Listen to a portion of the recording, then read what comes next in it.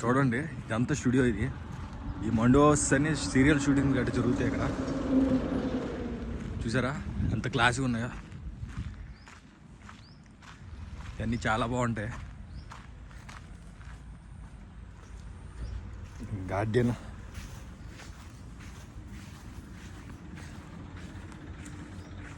మొత్తం Kerala style house ఇది మొత్తం.